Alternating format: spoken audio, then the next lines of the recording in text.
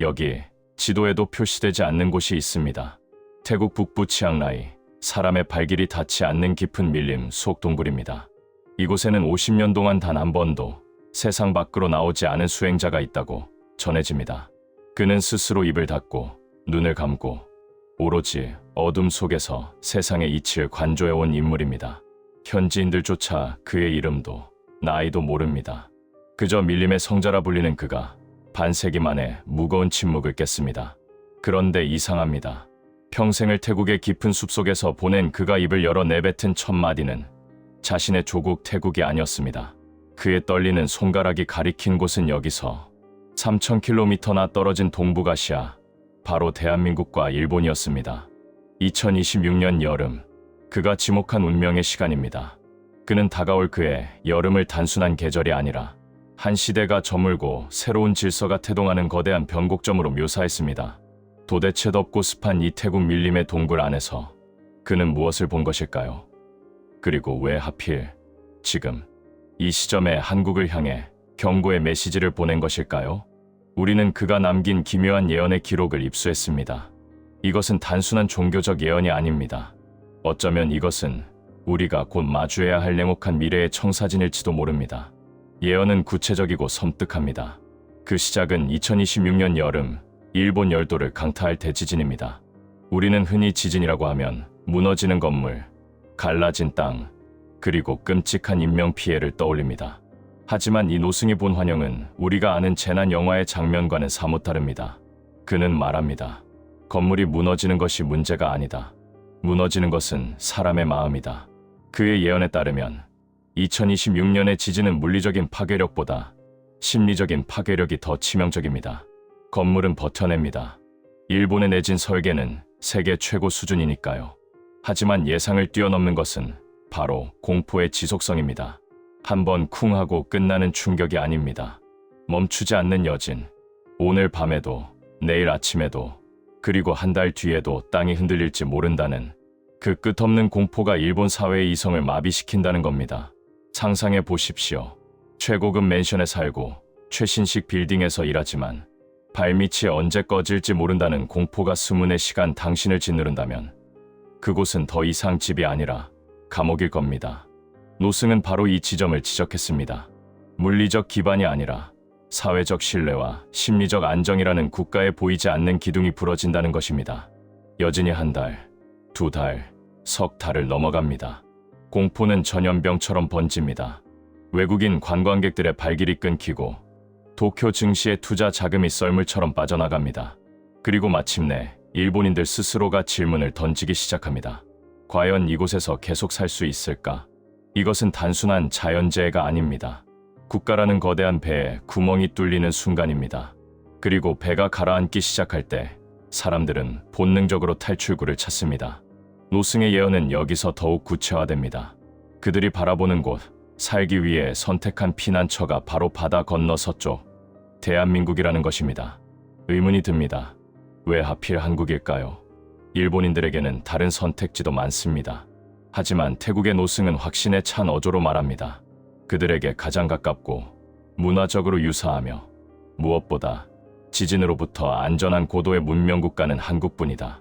2026년 이후 일본 사회에서는 조용한 그러나 거대한 엑소더스가 시작됩니다. 처음에는 자산가들이 움직입니다. 그 다음엔 기업이 지사를 옮기고 마침내 평범한 가장들이 가족의 손을 잡고 부산행 배에 인천행 비행기에 몸을 싣습니다.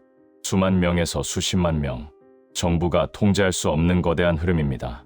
우리는 여기서 한 가지 중요한 경제적, 사회적 현상을 목격하게 될지도 모릅니다. 바로 국력의 역전입니다. 과거 우리는 살기 위해 일본으로 건너갔고 그들의 기술을 배우러 갔습니다. 하지만 예언은 정반대의 상황을 묘사합니다. 안전을 찾아, 생존을 찾아 일본의 자본과 인력이 한국으로 흘러들어오는 상황. 이것은 단순히 인구가 이동하는 것이 아닙니다. 일본의 국군이 쇠하고 그 에너지가 한반도로 이동하는 거대한 지각 변동을 의미합니다. 그리고 이 혼란 속에서 일본 정치권 내부에서는 전대미문의 논의가 시작된다고 노승은 예언합니다. 어쩌면 일본인들의 자존심으로는 상상조차 하기 싫은 시나리오일지도 모릅니다. 바로 한국과의 국가 연합, 즉 독자적인 생존이 불가능해진 일본이 한국에게 손을 내밀어 하나의 경제, 공동체 혹은 그 이상의 결합을 제안한다는 것입니다. 하지만 역사는 그리 단순하게 흘러가지 않습니다. 수십 년간 쌓여온 감정의 골, 해결되지 않은 과거사, 그리고 영토 문제. 이 모든 것이 얽혀 있는 상황에서 과연 두 나라의 결합이 가능할까요? 노승은 고개를 저었습니다. 일본이 다급하게 내민 손을 한국이 쉽게 잡아주지 않을 것이며 이 과정은 지루하고 고통스러운 줄다리기가 될 것이고 말이죠.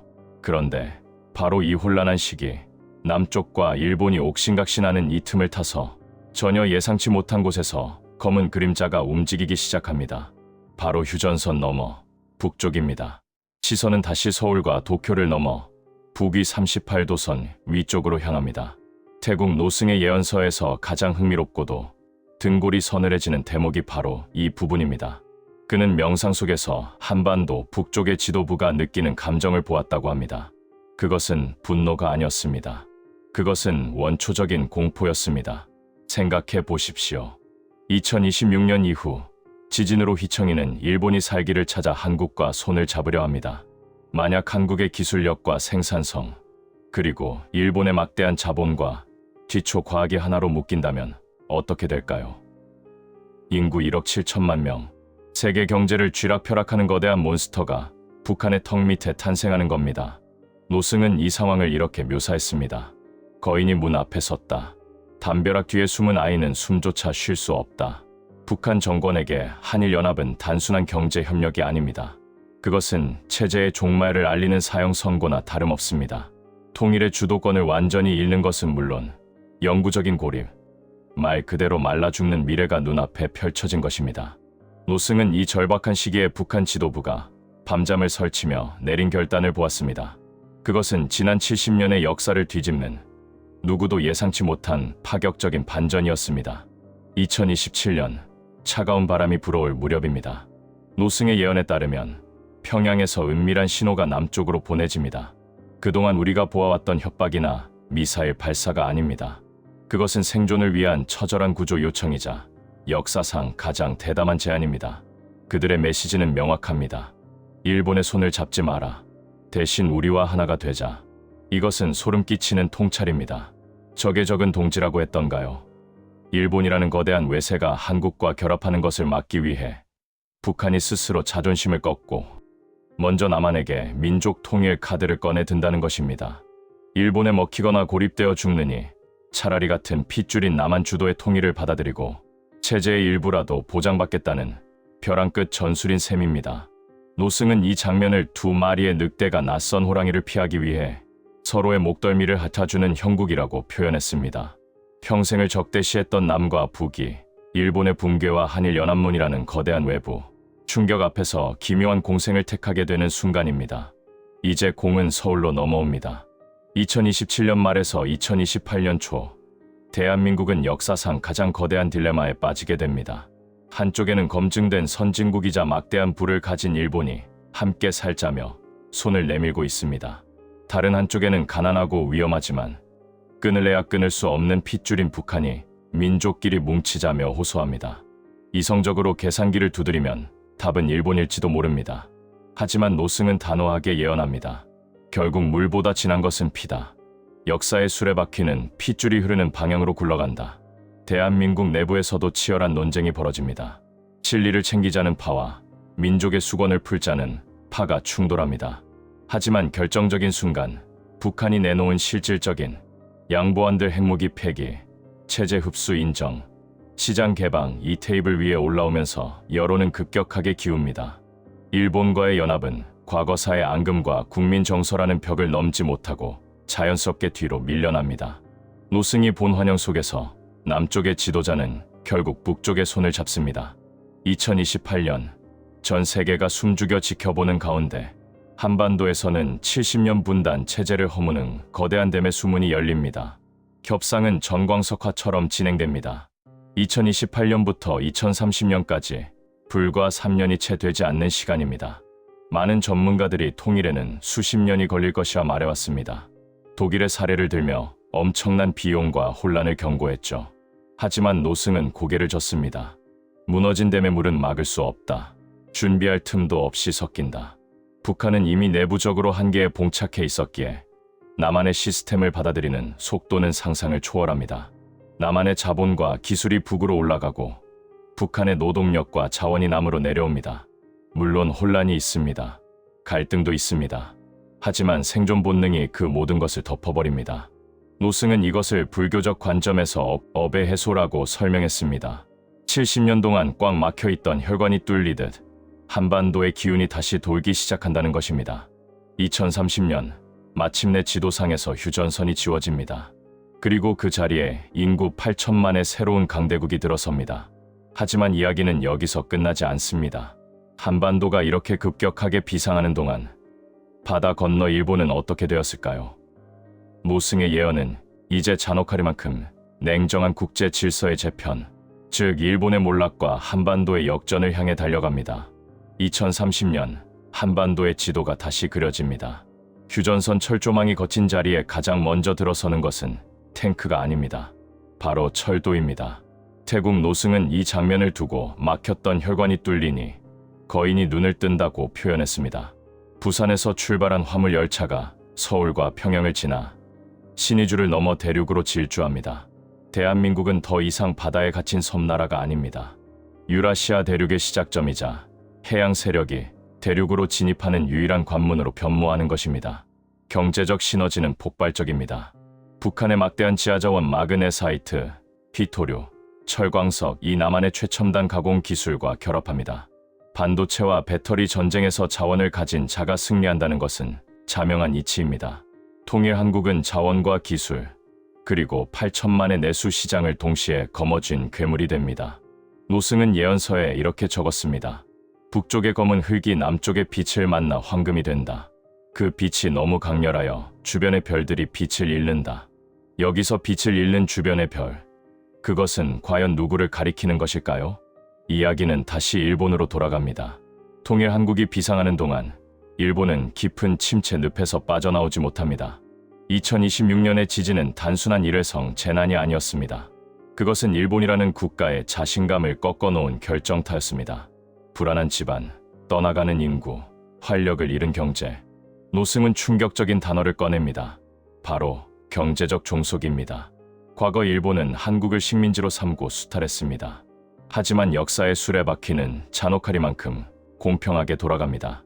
100년이 지난 21세기 중반, 노승은 일본 기업들이 생존을 위해 통일 한국의 하청을 받고 일본의 젊은 인재들이 일자리를 찾아 한반도로 건너오는 환영을 보았습니다. 주인과 손님이 바뀐다. 옛 주인은 이제 밥을 구걸하기 위해 옛 타인의 문을 두드린다. 이것은 감정적인 복수가 아닙니다. 노승은 이를 불교의 인과응보, 그리고 우주의 순환 원리인 만다라로 설명합니다. 오르막이 있으면 내리막이 있고 한번 성한 것은 반드시 쇠한다는 우주의 법칙. 일본의 국군이 다하고 그 기운이 서쪽인 한반도로 옮겨오는 것은 인간의 힘으로 거스를 수 없는 거대한 흐름이라는 것입니다. 이 역전의 관계는 향후 100년 이상 지속될 것이라고 그는 단언합니다. 그렇다면 문명과 단절된 채 50년을 침묵하던 이 노승은 왜 하필 지금 이 시점에 입을 연 것일까요? 단순히 한국인들을 기분 좋게 하기 위해서, 아니면 일본인들에게 겁을 주기 위해서일까요? 아닙니다. 그는 제자들에게 예언을 남기며 딱 한 가지를 당부했습니다. 미래를 보여주는 이유는 그것이 정해져 있기 때문이 아니라 준비할 수 있기 때문이다. 2026년 여름, 땅이 흔들릴 때 마음까지 무너져서는 안 된다는 경고. 거대한 통일의 파도가 밀려올 때 두려움에 떨지 말고 그 파도에 올라타라는 조언. 그는 알고 있었던 겁니다. 위기는 준비된 자에게는 기회가 되지만 방심한 자에게는 재앙이 된다는 사실 말이죠. 어둠 속에서 빛을 본 노승의 마지막 말은 희망입니다. 고통은 지나간다. 분열은 치유된다. 한반도에서 솟아오른 빛이 100년 동안 동방을 비출 것이다. 지금 여러분의 눈앞에 놓인 캘린더를 보십시오. 2026년 여름까지 시간은 그리 많이 남지 않았습니다. 태국 깊은 밀림 속 이름 모를 동굴에서 날아온 이 기묘한 예언. 누군가는 헛소리라며 비웃고 넘어갈 것이고 누군가는 섬뜩한 전율을 느끼며 다가올 미래를 대비할 것입니다. 분명한 것은 하나입니다. 땅은 이미 움직이고 있고 역사의 수레바퀴는 돌기 시작했다는 것입니다. 거대한 변화의 소용돌이 앞에서 당신은 과연 무엇을 준비하시겠습니까? 이 예언이 단순한 미스터리로 끝날지 아니면 소름 끼치는 현실이 될지는 이제 시간만이 알고 있습니다. 판단은 여러분의 몫입니다. 시청해 주셔서 감사합니다.